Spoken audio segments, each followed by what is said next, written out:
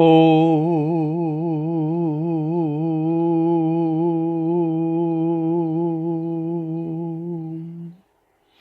गुरुर्ब्रह्मा गुरुर्विष्णु गुरुर्देवो महेश्वरा गुरु साक्षात् परब्रह्म तस्मै श्री गुरुवे नमः।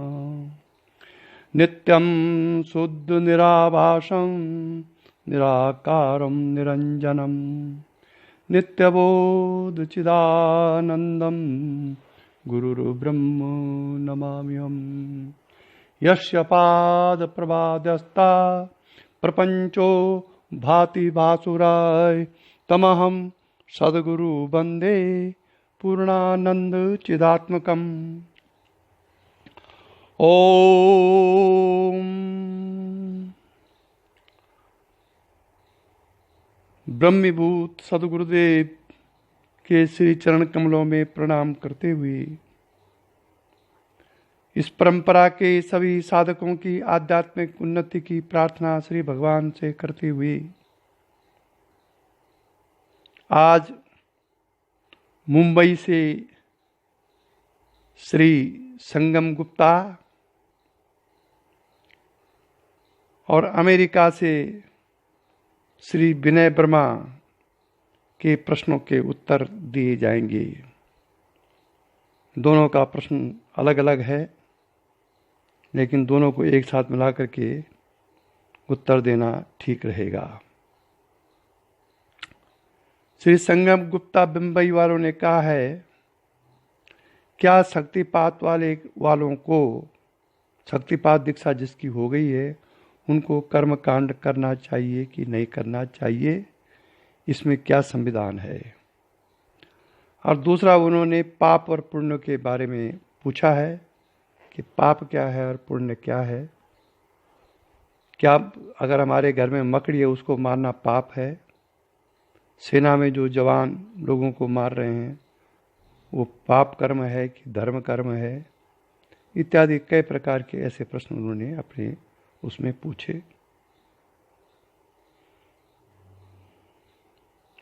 इसके बारे में मेरा जो व्यक्तिगत विचार है, एक चीज होती है आध्यात्मिकता और एक चीज होती धार्मिकता। कोई जरूरी नहीं है कि जो व्यक्ति धार्मिक हो वो आध्यात्मिक भी हो।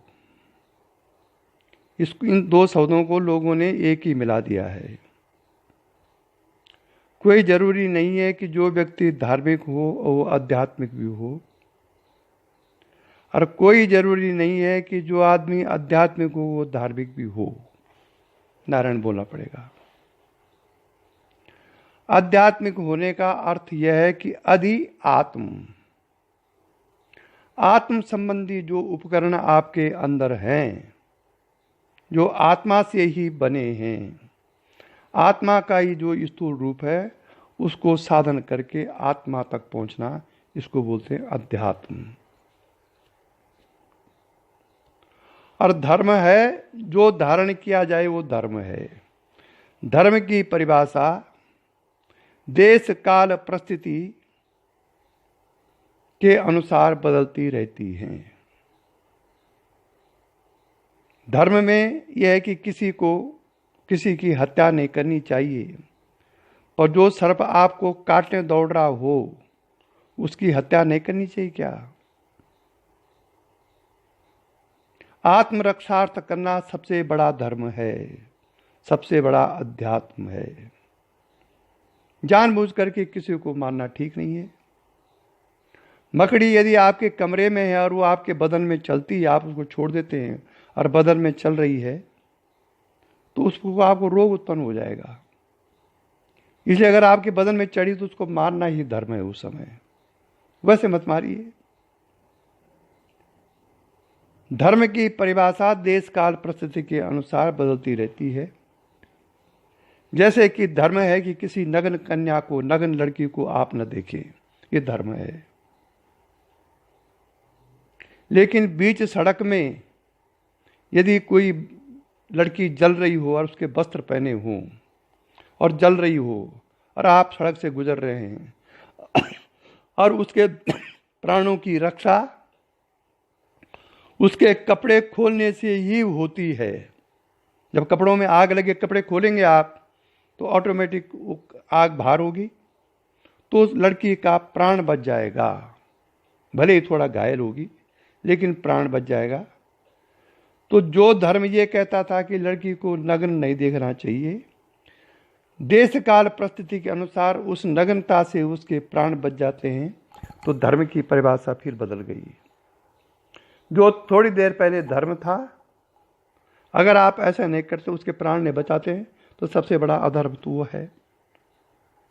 इसलिए धर्म बाहर से धारण करके अंदर की ओर जाता है और अध्यात्म अंदर धारण करके बाहर की ओर जाता है। नारायण बोलना पड़ेगा। परमात्मा, आत्मा, शिव, भगवान, विष्णु, महेश, जो कुछ भी है, उनके दर्शन पहले अंदर होंगे, फिर वो बाहर जाएगा। धर्म बाहर से अंदर आएगा। आपने गंगा जी देख ली, आपको श्रद्धा है, गंगा जी पर गए, गंगा जी पर आपने पूजा पाठ किया, लेकिन इस गंगा जी के दर्शन स्थूल दर्शन है, बहिर्दर्शन है।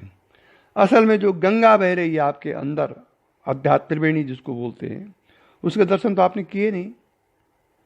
तो आंतरिक जो गंगा है हमारी, वही तो बाहर मानी गई है। इसलिए शक्तिपात वालों को कर्मकांड करना चाहिए कि नहीं करना चाहिए, इसमें कईयों के कई प्रकार के मत हैं। मेरे विचार से कर्मकांड या तो अज्ञानियों के लिए हैं या तो फिर ज्ञानियों के लिए हैं। बीच वालों के लिए कर्मकांड नहीं है। शक्तिपात वालों को करना चाहिए कि नहीं करना चाहिए, ये डिपेंड करता है उनकी दीक्षा के स्तर पर। यदि दीक्षा से वो इतने अंतर्मुखी हो गए कि सब कुछ अंदर हो रहा है, तो फिर कर्मकांड की आवश्यकता कहाँ है। यदि दीक्षा का स्तर वो नहीं है और आपकी इच्छा है, मन जाता है कर्मकांड करने पर, तो कीजिए, कोई हानि भी नहीं है। उससे आपका मन निर्मल होगा, शुद्ध होगा। लेकिन यदि उस कर्मकांड में आप लिप्त होते हैं, तो फिर आप गहन अंधकार की ओर जाते हैं। कर्मकांड कर्मों से छूटने के लिए है, न कि कर्मों से बंधने के लिए। इसीलिए जिनको पूर्ण ज्ञान हो जाता है, वो बाद में कर्मकांड करना, पूजा करना, पाठ करना, हवन करना, ये शुरू कर देते हैं। कारण पूर्ण ज्ञान होने के बाद वो जो कुछ बाहर कर रहे हैं, वह भी उनकी आत्मदृष्टि ही है। और उनके जो फॉलोअर्स हैं, उनके जो अज्ञानी शिष्य हैं, अज्ञानी फॉलोअर्स हैं, उनको सीख देने के लिए वो कर्मकांड करते हैं। गुरु वशिष्ठ महाज्ञानी थे, लेकिन पूर्ण ज्ञान के होने के बाद वो कर्मकांड में चले गए। ज्ञानियों के अलग अलग प्रकार के हैं। कोई व्यवहार में लग गए, कोई जंगलों में चले गए, जैसा जिसका स्वभाव है उस अनुसार लोगों ने किया। तो कर्मकांड में शक्तिपात दीक्षा के बाद यदि आपकी रुचि हो रही है, कोई हानि नहीं है, लेकिन उस कर्मकांड के करते करते अंदर की ओर वृत्ति ले जाइए, तब शक्तिपात की दीक्षा सफल होगी। ये तो हो गया गुप्ता जी के प्रश्नों का उत्तर। अब है श्री विनय वर्मा जी। श्री विनय वर्मा जी ने कुछ उपनिषद के वाक्य भेजे हैं कि इनका अर्थ बताइए।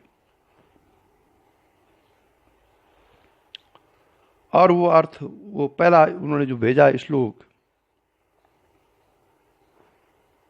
नायम आत्मा नायम आत्मा प्रवचनेन लभ्यो न मेधि या न बहुना श्रुतेन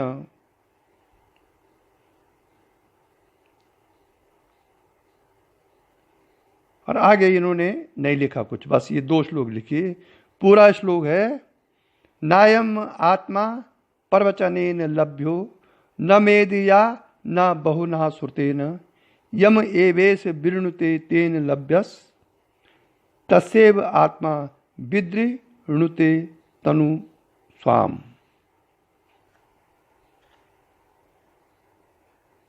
ये पूरा श्लोक है कठोपनिषद का, और इसका मैंने कई बार अपने प्रवचनों में वर्णन किया है। शायद उन्होंने ध्यान से ये प्रवचन सुना नहीं है, कई बार मैंने इसका जिक्र किया है। ये कठोपनिषद का बहुत प्रसिद्ध श्लोक है। फिर भी दोबारा उनके निवेदन के कारण मैं दोबारा उनको कह रहा हूं, दोबारा उनको इसका अर्थ बता रहा हूं। इसका अर्थ यह है कि यह आत्मा वेदों के अध्ययन से नहीं मिलता। नायम आत्मा प्रवचनेन लभ्यो, यह आत्मा वेदों के अध्ययन से नहीं मिलता, न बुद्धि की बारीकी से, न मेधिया मतलब न बुद्धि की बारीकी से, न बहुना श्रुते न या बहुत शास्त्र सुनने से, यानी अनेक विषयों की जानकारी से भी यह आत्मा नहीं मिलता है।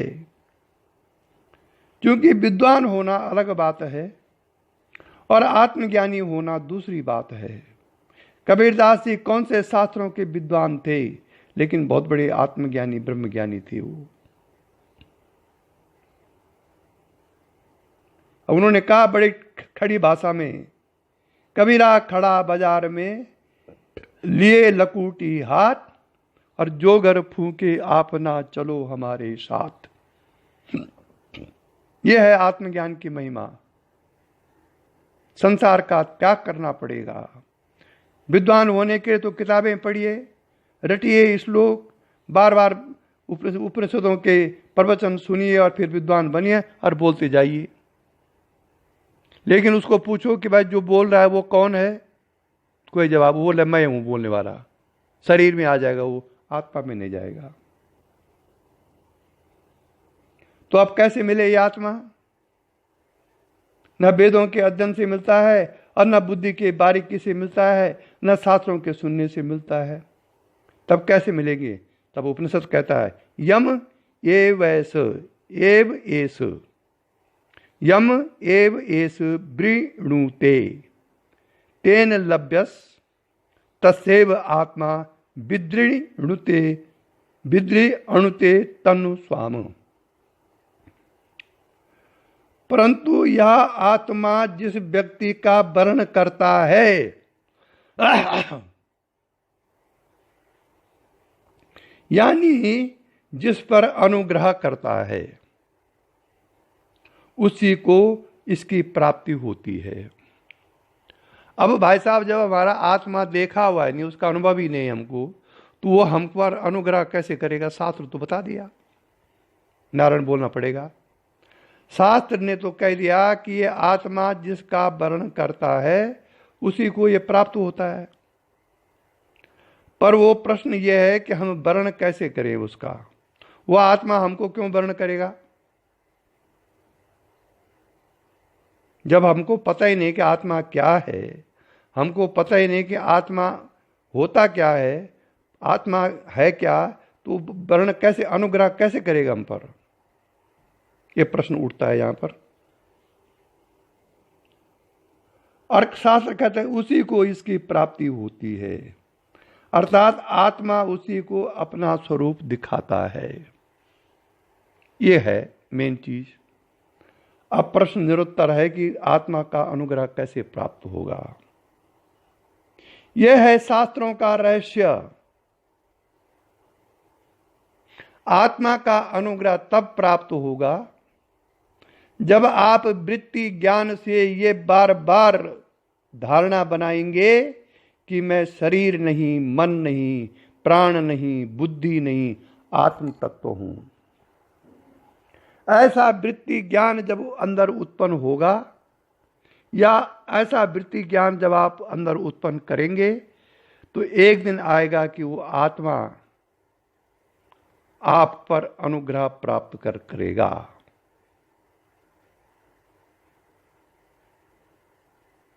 कैसे? एक सांसारिक उदाहरण देता हूं भाई साहब आपको मैं। जो जुआ खेलने का आदी होता है ना, जुआ खेलने का, एक दिन खेलता है, फिर दूसरे दिन खेलता है, तीसरे दिन खेलता है, चौथे दिन खेलता है, धीरे धीरे उसको इतनी आदत पड़ जाती है कि वो बिना खेले हुए रह नहीं सकता, और उसके चेहरे में दूर से पता चल जाता है कि जुआरी है। क्या हुआ? उस जुए के चिंतन ने उसको वर्ण कर दिया है, उस पर अनुग्रह कर दिया है। ठीक इसी प्रकार से जब आत्मवृत्ति के ज्ञान को आप बढ़ाते जाएंगे, वृत्ति ज्ञान को, तो एक न एक दिन आत्मा आप पर अनुग्रह करेगा और आप आत्मरूप होने लगेंगे। यही शास्त्र वर्णन करता है, यही गुरु कहते हैं, यही आत्म तत्वदर्शी गुरु के निर्देश हैं। अब आप साधना कर रहे हैं और आत्मा का कुछ पता ही नहीं है आपको, आत्मा की तरफ आपकी इच्छा ही नहीं है, तो करते रहो जिंदगी भर, उसे कोई फर्क पड़ने वाला नहीं है। तो ये इस श्लोक का अर्थ है। दूसरा इन्होंने लिखा है हमारे गुरु भाई श्री विनय कुमार जी ने कि क्षुर्रस्य धारा निशिता दुरतया दुर्गा पतस्तत् कवयो बदंती। ये भी कठोपनिषद का श्लोक है शायद, और इसका अर्थ है छुर्रस्य धारा, छुर्रे की धार, तलवार की धार, मतलब छुर्रस्य धारा निशिता दुरतया दुर्गा पतस्तत् कवयो वदंती। कवयो वदंती मतलब विद्वान लोग बोलते हैं, विद्वान लोग बोलते हैं कि आत्मा का जो रास्ता है ना, आत्मा की जो यात्रा है, आत्मा का जो जो रास्ता है या आत्मा का जो साधना है, वो छुर्रे की धार के समान है। बहुत कठिन रास्ता है, निशिता दुरतया, अत्यंत कठिन रास्ता है ये, छुर्रे की धार के समान है। ठीक है जी, उधर गिरे तो इधर गिरे और इधर गिरे तो उधर गिरे, धारा में चलना पड़ेगा आपको। कहने का तात्पर्य यह कि थोड़े से असावधानी के कारण आप इस रास्ते से गिर सकते हैं। इसलिए विद्वान लोग कहते हैं कि जैसे छुर्रे पर चला जाता है, तलवार की धार पर चला जाता है, वैसे अध्यात्म का मार्ग है। ये इसका अर्थ है। और तीसरा इन्होंने बोला है उत्तिष्ठत जागृत प्राप्य वरान्य बोधत। उत्तिष्ठत जागृत प्राप्य वरान्य बोध। उत्तिष्ठत माने उठो,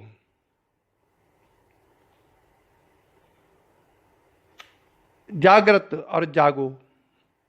अब शब्दों में ध्यान दीजिए यहां। उत्तिष्ठत माने उठो और जागृत माने जागो, प्राप्य वरान्य बोधत, और बोध को प्राप्त हो जाओ। बोध माने आत्मबोध। अब यहां पर यह लिख सकता था ये ग्रंथ का कि जागृत उत्तिष्ठ प्राप्य वरान्य बोधत। भाई जगते हैं ना, तो इन्होंने जागृत बाद में क्यों लिखा और उत्तिष्ठत पहले क्यों लिखा? वो ठीक ऐसी अवस्था है कि जागृत का मतलब आप बिस्तरे में सोए हुए और आप जगे, आंख खोली और फिर आंख भींची और फिर सो गए आप। ये जागृत का सारांश निकलता है। लेकिन इन्होंने कहा उत्तिष्ठ, पहले उठो बिस्तरे से और फिर जागो। मतलब पहले आत्म रूपी की जागरण के लिए आपको उठना पड़ेगा, जिससे दोबारा न सोए आप। बिस्तरे में जागृत होगा तो दोबारा सोने की चांसेस हैं। इसलिए पहले उठो बिस्तरे से, बाहर आओ वहां से, जागृत, तब जगो, तब आत्मा का चिंतन करो और आत्मा की प्राप्ति का बोध करो। ये इसका अर्थ हुआ। नारायण बोलना पड़ेगा।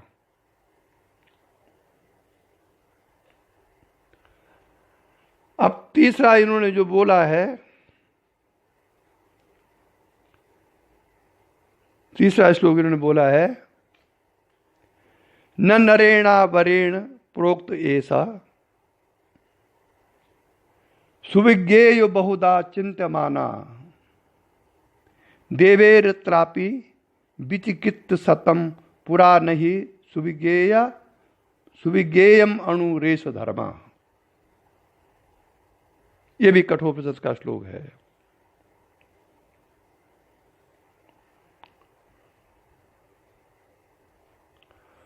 और इसका अर्थ है, ये कठोपनिषद के श्लोक है, समझ में कम आते हैं, फिर भी जब इसका अर्थ से पता चलता है तब पता चलता है अधिकतर।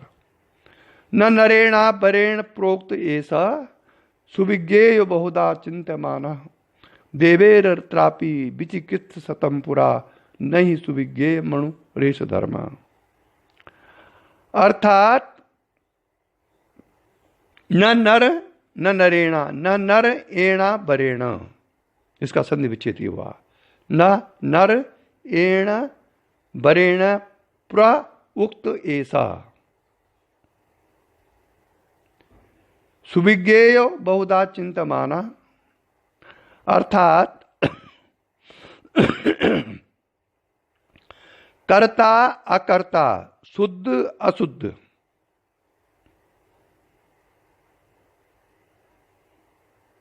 अब यही बात आ गई जो योगेंद्र विज्ञानी जी के बारे में आपकी मेरी चर्चा चली थी। कर्ता अकर्ता, शुद्ध अशुद्ध, ऐसे अनेक प्रकार से विकल्पित या आत्मा साधारण बुद्धि वाले पुरुष के द्वारा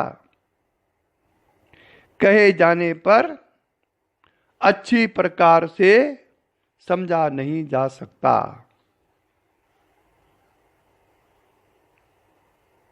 साधारण बुद्धि वाले या जो शास्त्र के विद्वान हैं, वो अगर इस आत्मा के बारे में आपको समझाने लगेंगे तो ये आपकी समझ में नहीं आ सकता, क्योंकि खुद उनकी समझ नहीं आ रहा है, वो तो बुद्धि बल से बोल रहे हैं।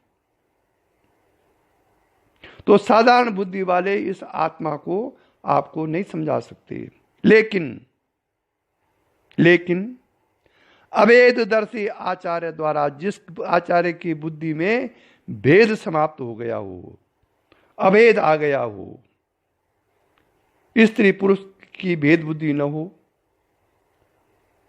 जाति की भेद बुद्धि न हो, क्षेत्र की भेद बुद्धि न हो, शास्त्रों के प्रति भेद बुद्धि न हो, अर्थात जो तत्वदर्शी गुरु है, तत्वदर्शी अभेददर्शी जो आचार्य है, यदि उसके द्वारा उपदेश किया जाएगा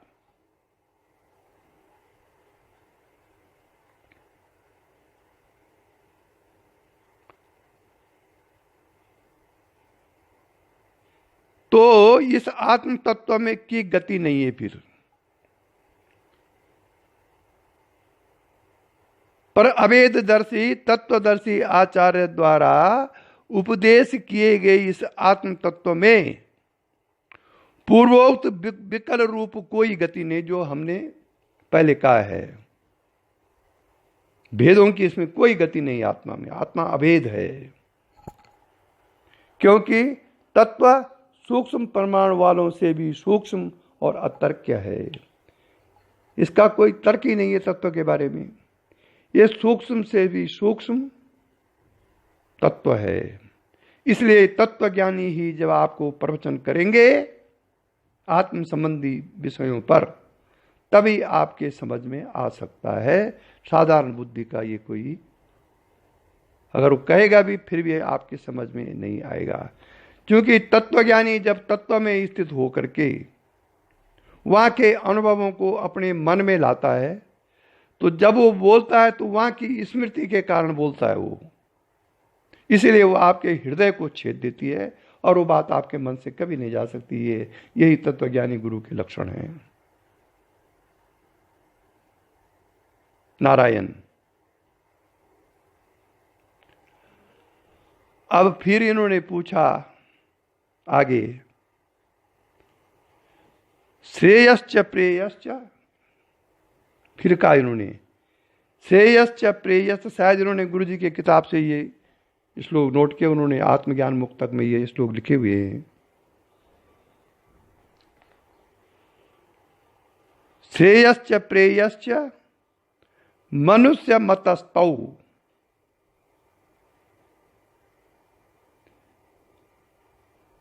और इसका संधि मतस्तौ का संधि विच्छेद हुआ मनुष्यम एतः। श्रेयश्च प्रेयश्च मनुष्यम एतः तौ संपीड़ित्या विविनक्ति धीरा, श्रेयो धीरोड भी प्रियसो वृणीते, प्रियो मंदो योग क्षेमाद वृणीति। ये भी कठोपनिषद का है। कठोपनिषद को यदि आप बार बार पढ़ेंगे, बार बार उसका चिंतन मनन करेंगे, तब आपको अनुभव होगा कि किन स्थलों पर आत्मा का वर्णन कठोपनिषद ने कर रखा है।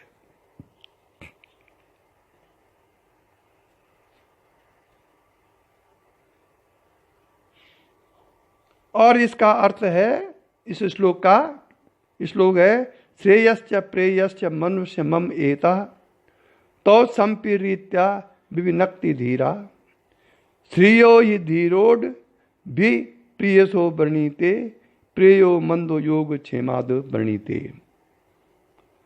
श्रेय मने, श्रेयश्च मने आत्मा का कल्याण, उसको बोलते हैं श्रेय। और प्रेय मीन्स लौकिक सुख। यदि श्रेय मतलब आत्मा का कल्याण और प्रेय मतलब लौकिक सुख, दोनों मनुष्य के सामने आकर खड़े रहते हैं,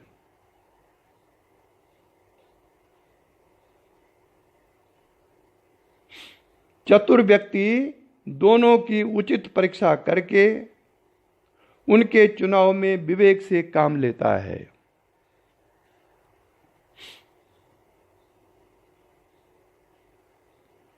धीमान पुरुष मतलब समझदार व्यक्ति, जिसको अपना आत्म कल्याण चाहिए। धीमान पुरुष प्रिय के मुकाबले मतलब लौकिक सुख के मुकाबले श्रेय को ही पसंद करता है, आत्म कल्याण को ही पसंद करता है। श्रीमन नारायण।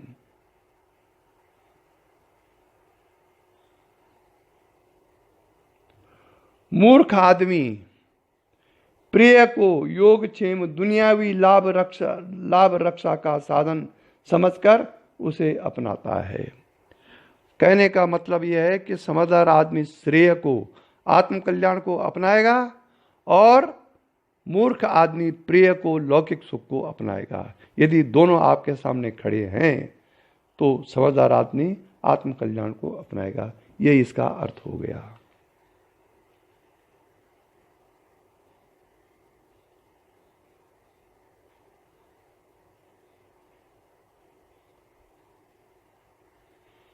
ये श्री विनय वर्मा जी और श्री गुप्ता जी के प्रश्नों का उत्तर हो गया। अब पाप पुण्य के बारे में गीता में एक श्लोक है, गुप्ता जी उन्होंने पाप पुण्य पर, पाप और पुण्य कुछ नहीं है, वो हमारे मन के धर्म हैं। किसी को हम पाप समझ लेते हैं, किसी को हम पुण्य समझ लेते हैं। अध्यात्म की बात कर रहा हूं मैं।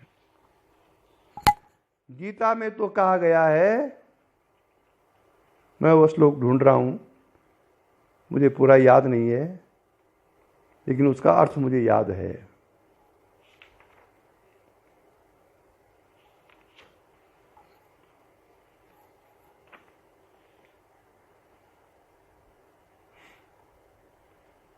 उसका अर्थ बता देता हूं तुमको मैं, कि जो व्यक्ति कर्ता भाव के पन से और अहंकार से मुक्त है, उसके लिए पाप पुण्य कुछ नहीं है।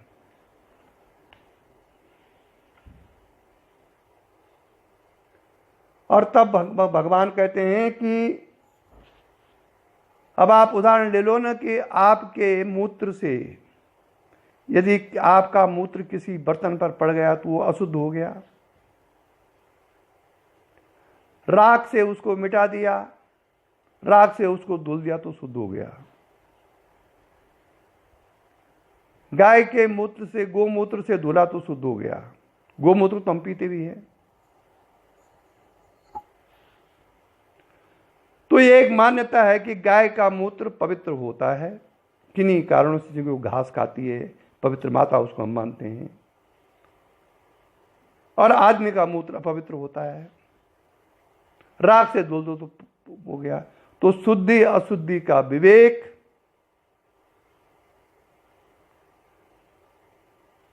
मानने के आधार पर है। हमारे यहां कुत्ता खाना बहुत खराब मानते हैं, अपवित्र है वो।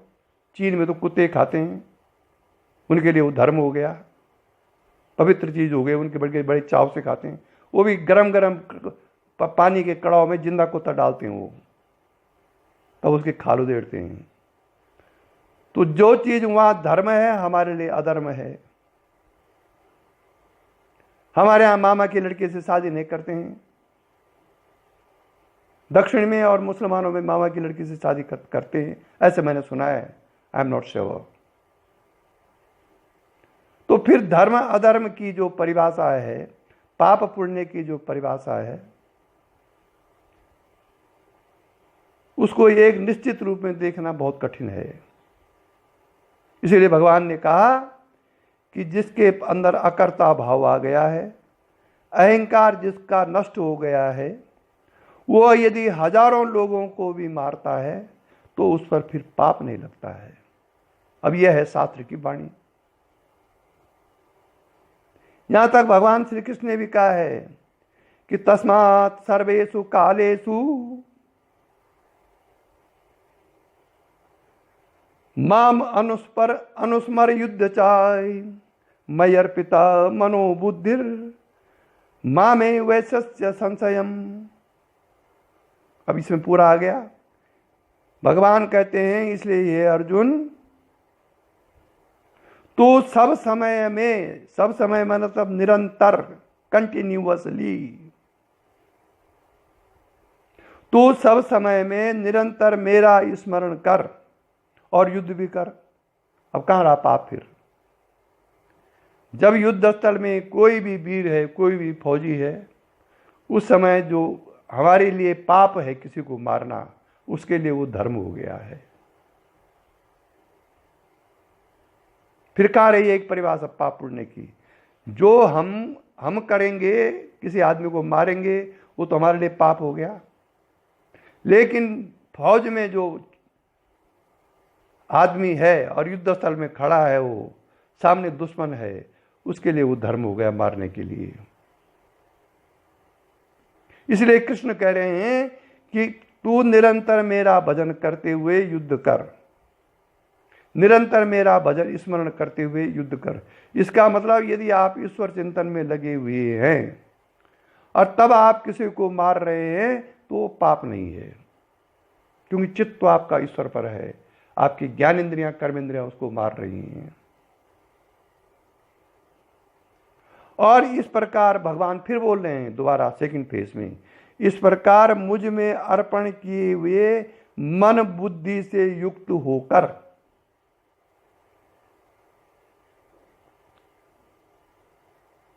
नारायण, इस प्रकार मुझ में अर्पण किए हुए मन बुद्धि से युक्त होकर तू निसंदेह मुझको ही प्राप्त होगा। ये भगवान की वाणी है। तो फिर पाप पुण्य कहां रहा? अध्यात्म में बोल रहा हूं मैं, धर्म अलग चीज है।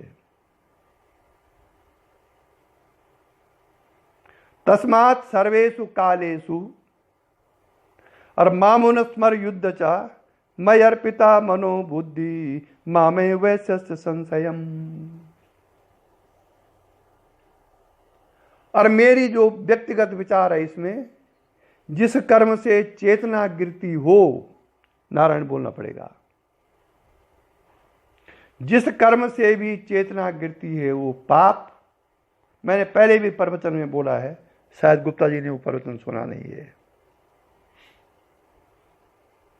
जिस कर्म से चेतना गिरती है वो पाप, और जिस कर्म से चेतना उठती हो वो पुण्य, चाहे दुनिया के लिए वो पाप हो जाए, तुम्हारे लिए तो पुण्य हो गया वो।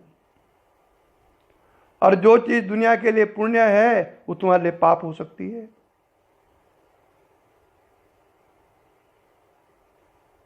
इसलिए पाप पुण्य की परिभाषा का निश्चित बताना शास्त्र के अनुसार चलता है।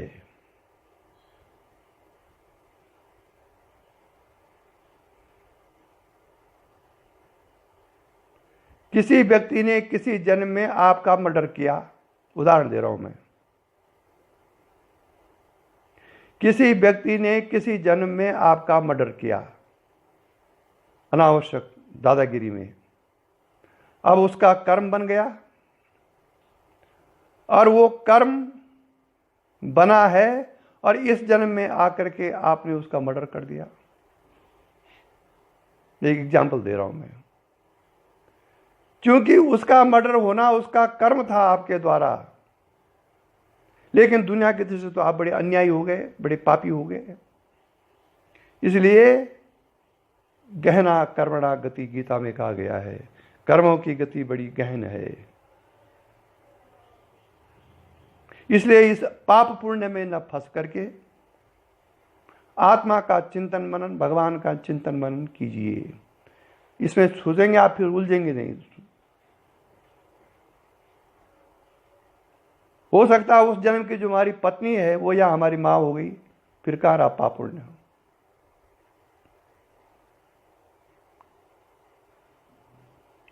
इसलिए गीता कहती है, अध्याय 12 का 8वां श्लोक है, नहीं अध्याय 8 का 8वां श्लोक है, अभ्यास योग युगतेन चेतसा नान्यगामिना परमं पुरुषम दिव्यम याति पार्थ अनुचिंतयन्।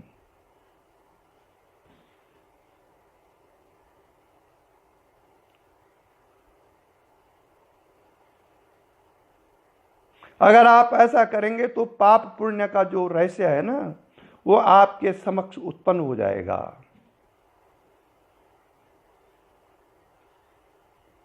और इसका अर्थ है, हे पार्थ, यह नियम है कि परमेश्वर के ध्यान अभ्यास रूप योग से युक्त, लिखा हुआ है ध्यान अभ्यास रूप योग से युक्त,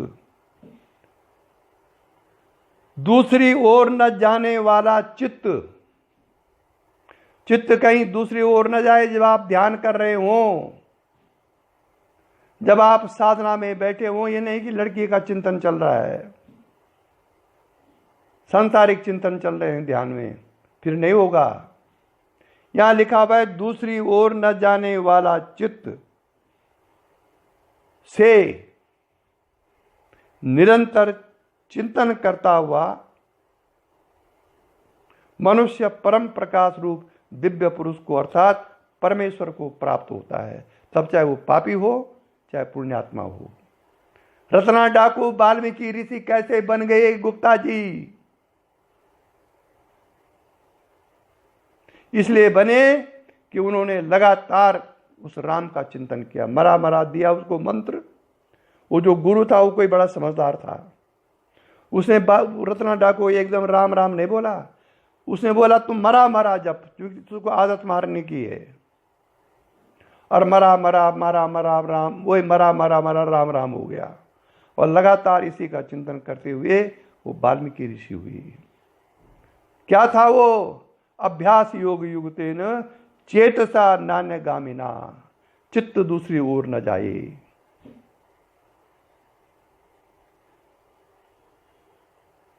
फिर कहते हैं आगे,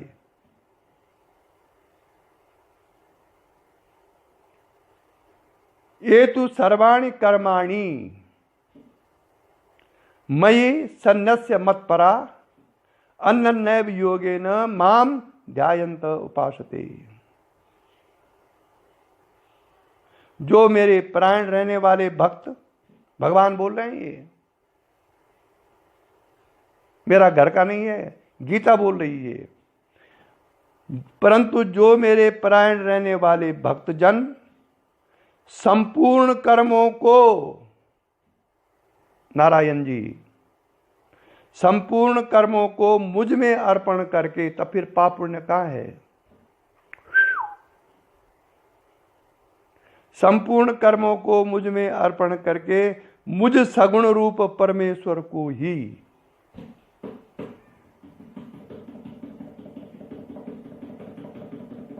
मुझ सगुण रूप परमेश्वर को अनन्य भक्ति, अनन्य भक्ति मतलब दूसरे की कोई भक्ति नहीं, एक अनन्य, एक ही भक्त, एक ही परमेश्वर, अनन्य भक्ति से और योग से निरंतर चिंतन करते भरते हैं, उनका क्या होता है बल? मत कर्म कृन कृन मत परमो मद भक्ता संग वर्जिता निर्वैर्या सर्वभूतेषु यासा मामेति पांडव।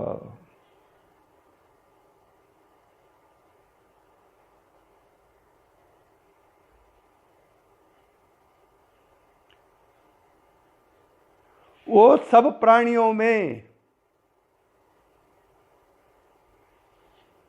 निर्वैर्य हो जाते हैं।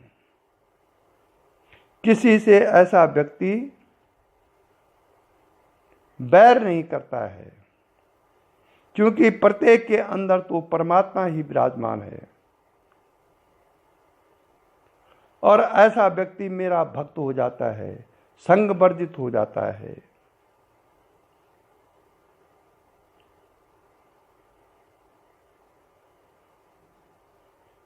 इसलिए यही है अर्जुन, जो पुरुष केवल मेरे ही लिए संपूर्ण कर्तव्य कर्मों को करने वाला है, मेरे परायण है, मेरा भक्त है, आसक्ति रहित है और संपूर्ण भूत प्राणियों में बैर भाव से रहित है, वह अनन्य भक्त युक्त पुरुष मुझको ही प्राप्त होता है।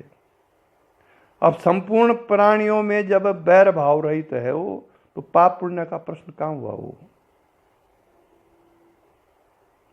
इसलिए पाप पुण्य में न उलझ करके अपने आत्म कल्याण कैसे हो, इसमें सुलझना चाहिए।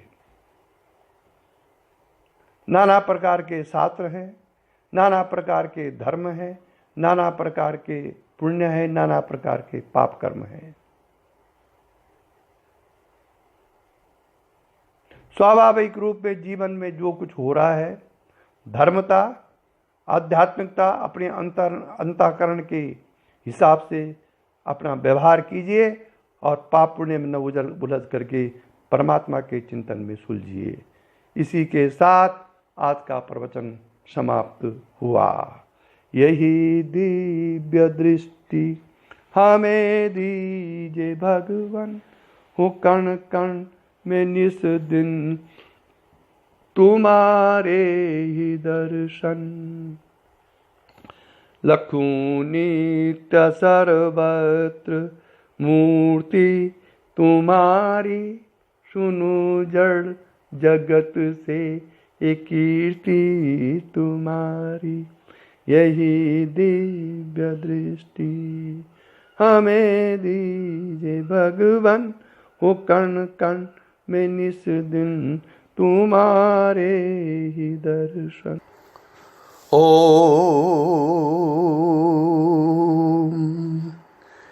मैं कुछ भूल गया था। एक साधक ने पूछा है, क्योंकि उसने उसको अध्यात्म ज्योति विज्ञान ग्रुप में नहीं डाला, वो प्रश्न अपने व्यक्तिगत फोरम पे डाला, इसलिए मैं उसको व्यक्तिगत ही रखना चाहता हूँ। एक साधक ने पूछा है कि जब गुरु शरीर न रहे तो किस प्रकार से हमको अपनी साधना बढ़ानी चाहिए, क्योंकि जब शरीर है तो शरीर के माध्यम से समझ करके, पूछ करके, बात करके हम आगे बढ़ेंगे। मेरी इच्छा है साधना करने की, साधना में आगे बढ़ने के लिए, लेकिन कुछ हो नहीं पा रहा है। इसके लिए कुछ ऐसा कुछ कहिए जिससे कि ऐसे साधक साधना में आगे बढ़ सकें। ये उन्होंने अपने वॉइस मैसेज में मुझसे पूछा है। मैंने उनसे कहा था कि आप अध्यात्म ज्योति में इसको डालिए, लेकिन उन्होंने नहीं डाला, शायद वो उसको व्यक्तिगत ही रखना चाहते हैं। This is very important question for your meditation यात्रा। शास्त्र इसमें वर्णन करता है, शक्तिपात शास्त्र, योग शास्त्र भी वर्णन करता है। और इसके 3 प्रकार के रास्ते हैं मेरे विचार से।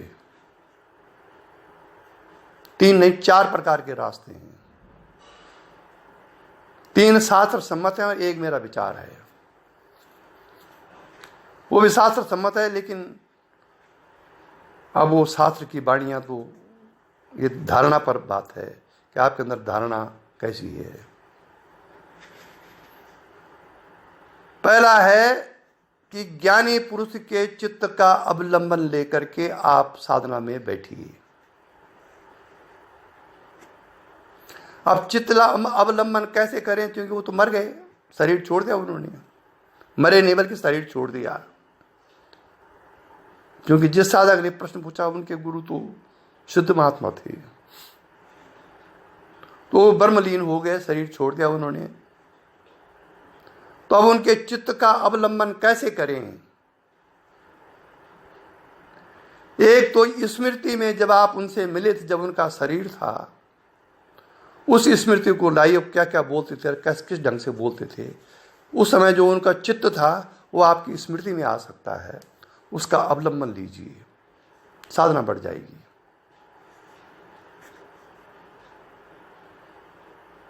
ये योग दर्शन में है। ज्ञानी पुरुष का चित्त का अवलंबन लेकर के आप अपनी साधना को बढ़ा सकते हैं। क्योंकि शरीर नहीं तो उनके फोटो पर लगातार देखिए, उनकी फोटो रखिए सामने, लगातार देखिए और उस फोटो को अपने अंदर बसाइए, साधना बढ़ जाएगी। क्योंकि मेरे गुरु को गए हुए 4 साल हो गए आज, लेकिन जब कभी विपत आपत में, भयंकर परेशानी में, मैं उनको अपने अंदर खड़ा देखता हूं आज भी। यद्यपि ये ज्ञान की दशा नहीं है ये, लेकिन जो मेरी धारणा उनके प्रति है वो धारणा सामने खड़ा करा देती है और मेरा मन उठ जाता है उससे, जब मैं व्यवहार में हूं।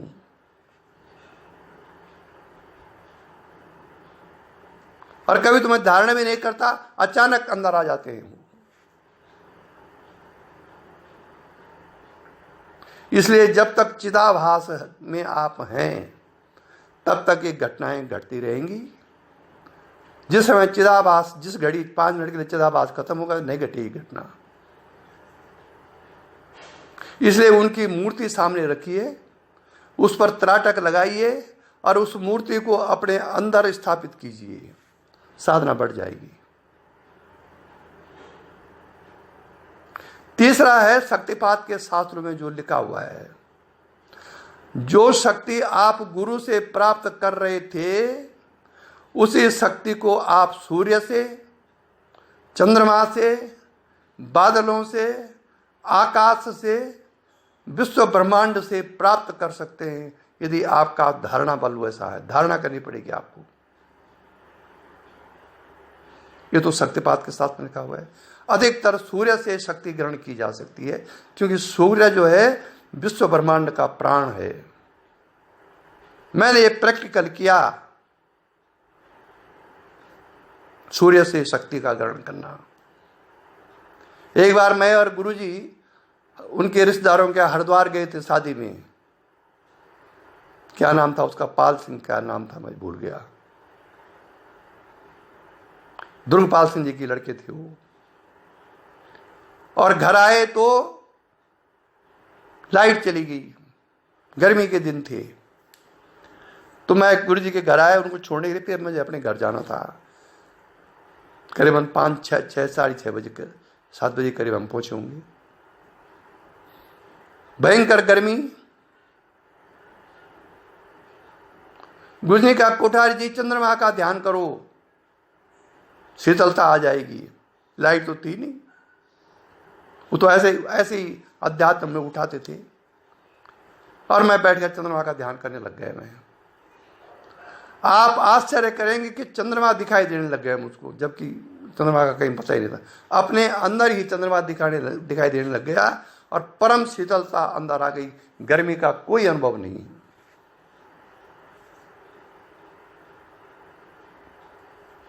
एक आध घंटे बाद लाइट आ गई, पंखे चलने लग गए। पर उन्होंने मजाक में मुझको वो सूत्र बता दिया और वो करवा भी दिया। इसलिए आप विश्व ब्रह्मांड जो है शक्तियों से भरा हुआ है। आप सूर्य पर धारणा करके, आकाश स्थित जो सूर्य है उस पर धारणा करके वहां से भी शक्ति प्राप्त कर सकते हैं, बादलों से शक्ति प्राप्त कर सकते हैं, चंद्रमा से शक्ति प्राप्त कर सकते हैं। बादल जब आपस में टकराते हैं कितनी भयंकर आवाज होती है। क्यों होती है? वो शक्ति के कारण तो होती है। हाथी जब चिंगारता है कितनी भयंकर आवाज होती है। क्यों होती है? वो उसकी शक्ति के कारण होती है। इसलिए वो परमात्मा शक्ति विश्व ब्रह्मांड में प्रत्येक प्राणी के ऊपर है। 3 बता दिए मैंने।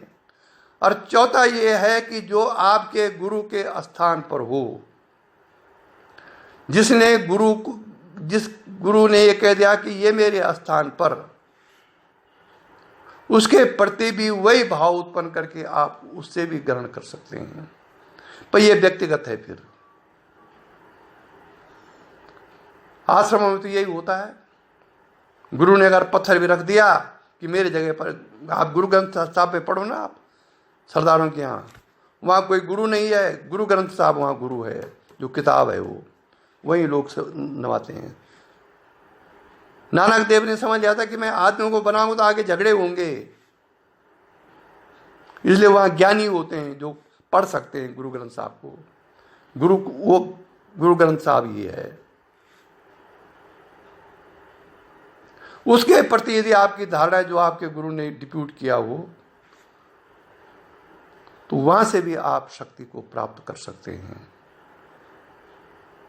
ये 4 प्रकार मैंने मार्ग बता दिए।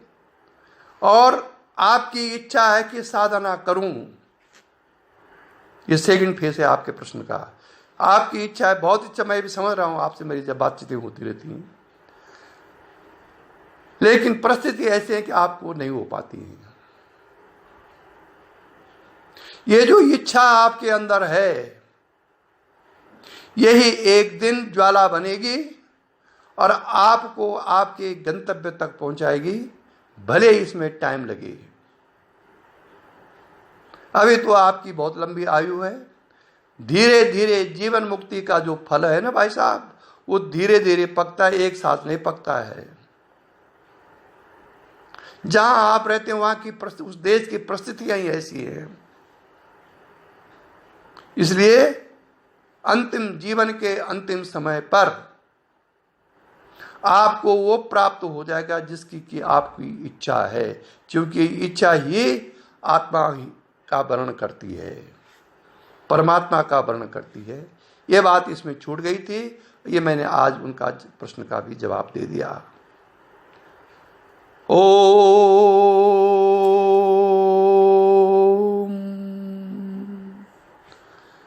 नारायणी नमस्कृता नरं चैव नरोत्तमा देवी सरस्वती व्यासं ततो जयमुदीरयेतु।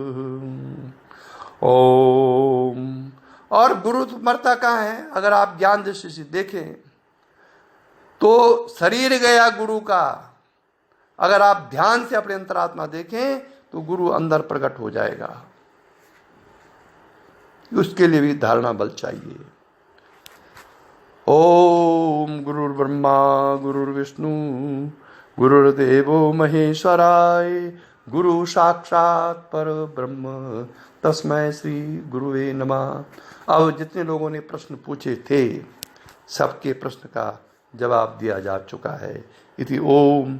सबको नमस्कार, सबको प्रणाम। ओम।